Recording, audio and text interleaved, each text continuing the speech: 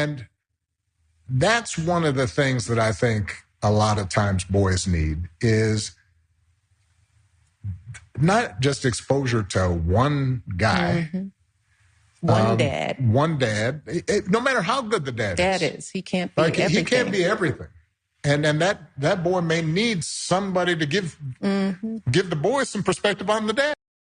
Barack, you tripping. Let's get this straight.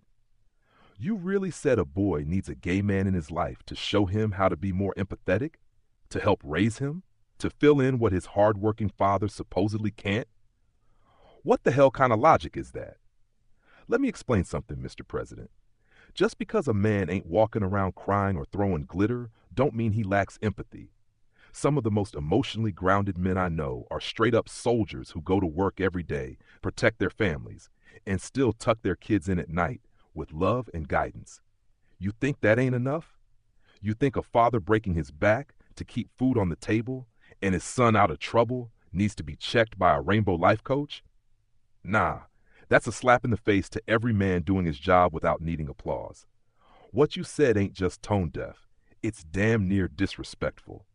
You can uplift other voices without throwing fathers under the bus. A man's masculinity ain't broken just because he ain't got a gay best friend giving him sensitivity tutorials. You out here talking like straight men are emotionally useless unless backed up by a queer cosigner. You really sat on a mic and said that like it was divine wisdom. Bro, what the buck? You used to be the symbol of fatherhood and family.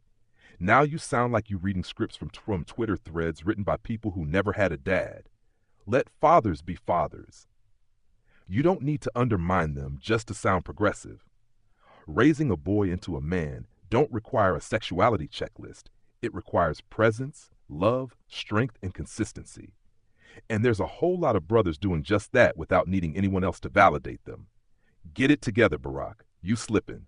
One of the most valuable things I learned as a guy was I had a gay professor in college at a time when openly gay folks still weren't out of line, who became one of my favorite professors and was a great guy and would call me out when I started saying stuff that was ignorant. You need that to show empathy and kindness. And by the way, you need that person in your friend group so that if you then have a boy who's gay or non-binary or what have you, they have somebody that they can go, okay, I'm not alone in this. Yeah.